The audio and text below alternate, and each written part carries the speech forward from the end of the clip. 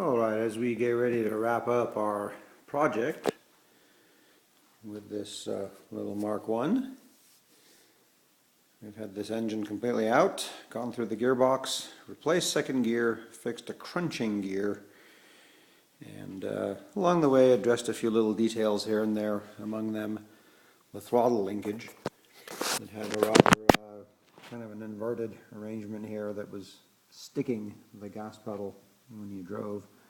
So we revised it. I flipped the bracket over, put a little, made a little return spring bracket back here off the master brake cylinder stud, and fabricated a small mount here using one of the old carb brackets that has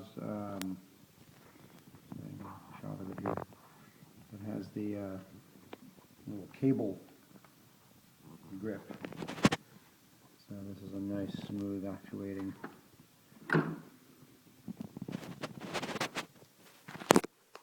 So when you look around this engine compartment, boy, this has all the right parts and it is nicely packaged. We can see we've got the servo back into its little corner down here. All of our heater hoses, fuel lines, as we mentioned, the linkage. We've got the fan installed. We put the smaller pulley on the pump here to both speed up the fan, get a little more airflow. This thing resides in the warm Central Valley, and so a little bit more fan speed, a little bit more water pump speed at the speeds it's normally driven. It's not a race car, it doesn't see racetrack use. Over here we can see, before the grill goes back in, the oil cooler. Nice tight fit, everything's just really well done. Things barely clear. I mean, here's your belt. See if we can get a bit more light down here. You can see how tight fitting everything is, but really packaged nicely. All of these parts fit inside the grill. Makes it, of course, harder to get to things like the oil filter, especially now that we've installed our the sump guard down below. But we can see that a couple of screws, you can remove the grill and have reasonable access to the distributor cap all around. This just has certainly no issues, but overall very nicely constructed, nicely taken care of. Let's have a quick look at the underside here. We've installed the sump guard. In fact, it's still wearing the, let's see, this would be a good time to peel it.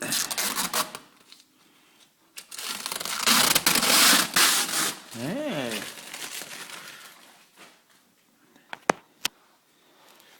It looks pretty sharp. You can see how we ended up installing this. One little issue, it's like the way they provided it. The holes for the bolts right at the edge of the subframe rail. So I decided that there's a nice thick flange in here. So I re-drilled over here to use these 1/4 inch self-tapping little bolts. This is going to have to be taken off anytime service, oil change and such. There's really no way to get to the filter under here without removing this, so I used these self-tapping screws so that it can be easily removed. We ended up with a filter that has a little hex head on it, so you can reach up in here with 11/16 and put the filter on and off. Otherwise it was a real chore. Well, while we're here, we can take one last look at the underside. The car is just very nice. No rust. You know, of course, you know, the saying goes, old minis have some rust if you dig up inside the fenders here. It is almost a 50-year-old car, and started out as a British model, a right-hand drive that was converted when it was brought over here, probably maybe 20 years ago or so. But it was well kept in England. It was not a outdoor car that saw a lot of driving on salty roads and such. We can see, if we look carefully, that the part of the floor panels, both front seats, have been replaced, but that's not uncommon. A nice job done here of replacement corners welded in on both sides. But you can see the rest of it. The exhaust system is a solid, welded all the way back. No leaks, no rattles. Rod chain shift linkage fits tightly in the Mark 1 tunnel. but it works really smooth. Out here we've got the Cooper S 7.5-inch disc brakes on the 10-inch wheels still.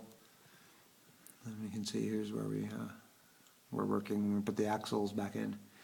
We're ready to put this car back down. We haven't had a chance to test it because it's been raining solid here for a couple days.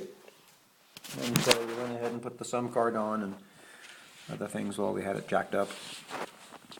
So we're about to call it good, put the grill back on, get the bonnet back on, and take it for a drive, hopefully with a little break in the weather tomorrow.